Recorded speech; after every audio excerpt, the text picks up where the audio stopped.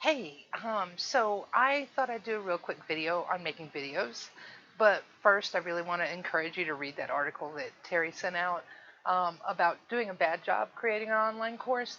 I think it just really, and I'm going to put a link for all these things I'm going to talk about in the description below on this, but this just made me feel much better because even though I do a lot of online and even with my face-to-face courses, I use a lot of Blackboard and online interactive stuff. Just the idea of taking, these four other courses I didn't even prepare as online to online was overwhelming, and that article really made a difference. So read that.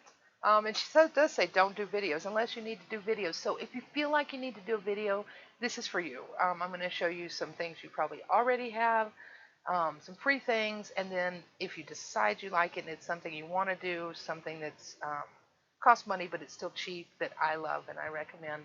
Um, and I think one of the reasons you might want to do at least one video is just to, you know, give your students your face again, right?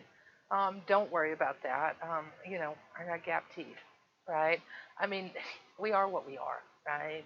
And I think just being able to say, hey, I'm here and I'm doing this, and especially if you've never done it before, and saying, this is the first video I've ever made for students, and I just wanted to let you know that I'm trying, and I'll be trying as much as you are this semester. So, I mean, just giving them that little bit of reassurance with your face and saying you're trying, I think will go a long way. So, and that's true for all of us, whether we've done online or not before. So, anyway, let me move on, but please do read that article. It is just fabulous. So, all right.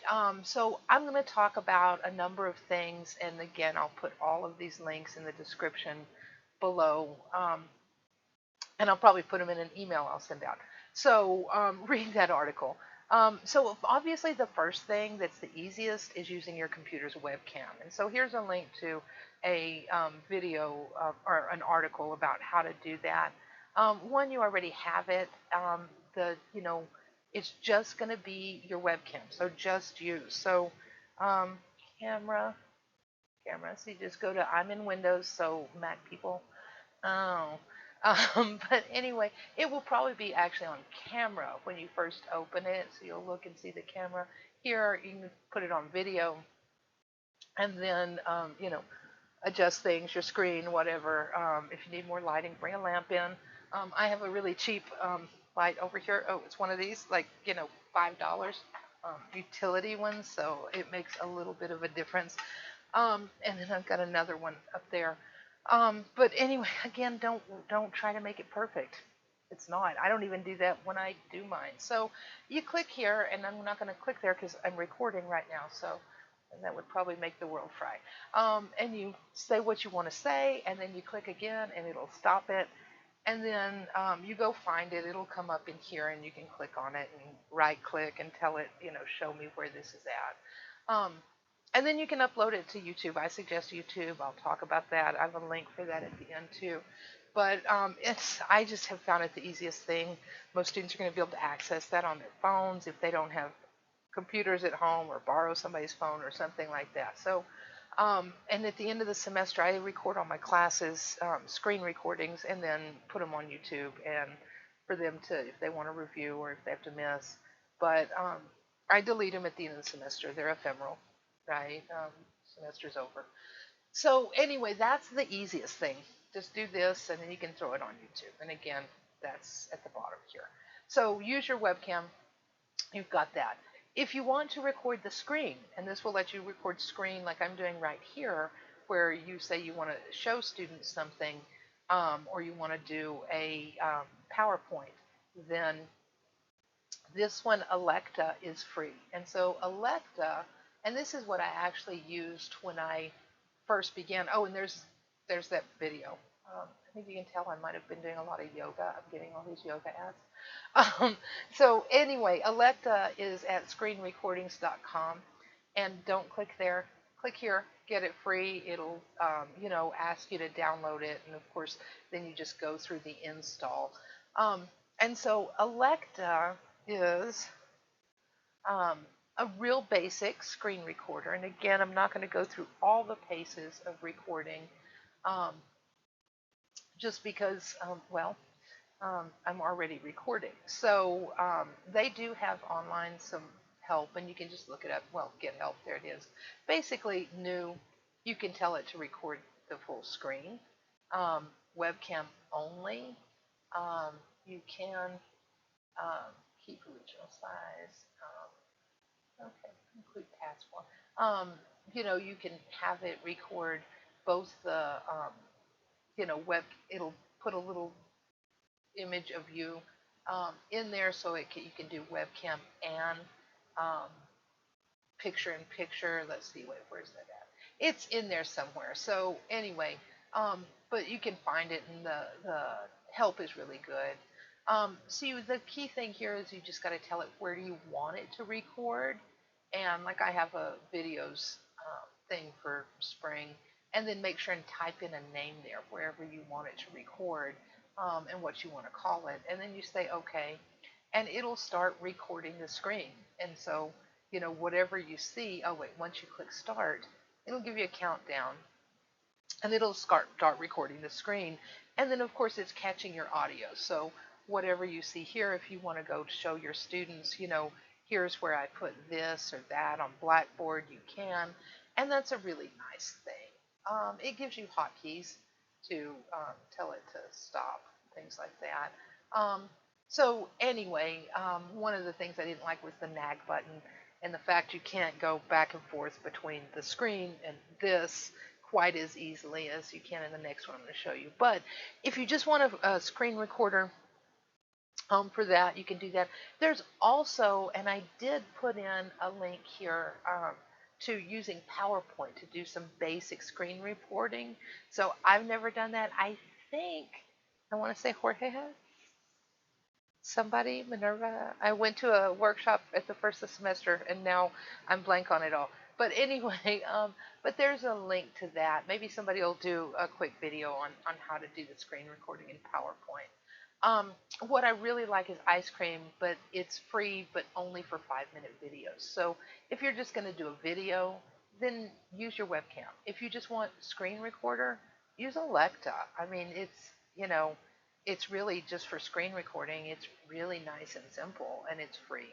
Um, if you want both, if you start doing this and you really like it, and you decide, you know what, I really like this, I want to do this more, you can do that. Like I said, it's free for 5 minutes. But the nice thing is that if you do decide to buy it, it's only $30, and it's not a subscription. It's a one-time fee. And I've looked through just all of them I could get my hands on, and this is the best one. It's nice and easy. So and there's also a how to capture page. So this goes through and gives you a lot of things. It's pretty straightforward. When you open it up, it looks like this, and then the system, so you can make sure if you have, like this is an independent webcam, not the one on my laptop, so I always have to make sure, not all the time, but I make sure I'm recording from the right webcam. You tell it where you want it to save it. So like all of mine, this one right now is saving to Drive E Videos 2020 Spring. I just have them all going there for this semester. Video, I always do AVI just because that kind of stuff. Let's see, the audio. Oh, and this is true of both this and the Alexa, is you can have it record audio. So that's just from the sound on your computer. So if you were, playing a song, it would record the song on your computer. Or do you want it to do microphone? And you can have both. I just have mine set to microphone because my lovely lilting bell voice is all you need. And I love this because this has hotkeys. So you can, like, whenever I want to go back and forth between the webcam, watch me press F6. There it is. Watch me press F6 again. Whoa, there it is. So for me, it's really easy. So again, this is just something that you would totally, if you're like, you know what, I want to do a lot more of this, and if you're willing to dish out the $30. To start, you just go to full capture video, whatever. I usually do full screen. That opens up, boom, you can see here's my screen, and I can resize that, whatever. And then boom, I can click on record. Before I start, I can click on webcam, make sure my camera is going to be where I want it, as big as I want it, things like that. And you can see on my laptop, because I take these into class. Boom, I've got my play. There's my camera. There's this. This is draw. So so this is kind of nice if you decide you want to do some, drawing for some reason. You can. Of course, it's always tricky. But anyway, so the draw is kind of nice too. Once in a while, if you just kind of want to point things out. And Ice Cream does have a video editor. I don't suggest you do much editing. And in that article, she says the same thing. Editing is intensive and takes so much time. I do editing for things I'm actually assigning as homework that I'm going to use over and over, um, or if I leave the camera running and I need to cut something off because I forgot to stop it at the end of class, and of course students are asking questions, and whether they're personal or not, those don't need to go on the class video. So I'll drop it into this. I'll use this, and I can just kind of open that file in this and trim it off. But it's still, once you do that, and you have to click export to make it turn into the video file, it still takes quite a long time, and I'm running the gaming computer, so I've got some, video cards and more RAM and that stuff in it. So I mean, it's one of those things I have to start and walk away, and or else I'll be doing something else. But editing, it just sucks time. So I recommend you not do it. If you do need to, this is nice, and you can do it on YouTube too. Cut and trim. Their video editor here is free, and it's not bad. So I use that for my on the fly videos. And then, of course, one of the things I did want to show you is that, I don't know why, this is like my second time recording this. I said don't redo things. But anyway, I did a video for my students, and down here under your videos on YouTube, you see the three buttons. You can open the transcript. And so it does give a transcript. Now, YouTube's is not supposed to be ADA. It's not, as far as I know, ADA compliant, because it doesn't have, transcripts need to be right up to a certain percentage. So I don't know what we're doing with that. I'm doing mine in class. I haven't had a hearing impaired student. And so, it's one of those things I've been like, oh, I need to look into that, or I'll cross that bridge when I get to it. So if you do have a student who is hearing impaired, of course, contact students with disabilities and contact the Technology Resource Center, distance learning. They'll get you to the right people at least. Because we want to make sure that we're serving all of our students, obviously. So anyway, so just so you know, in terms of transcription, you can go in there and edit it. So if you don't speak clearly, and just YouTube transcription that sometimes does weird things.